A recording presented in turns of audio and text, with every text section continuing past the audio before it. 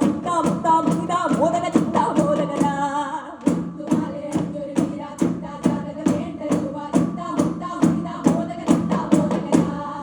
പാതിരാ നേരത്ത് മാറൻ പാതിലൊന്നു കടന്നു ചെന്ന് പതുക്കെ പുസ്തകം തൊഴുതിമി പദവീരെ വരിക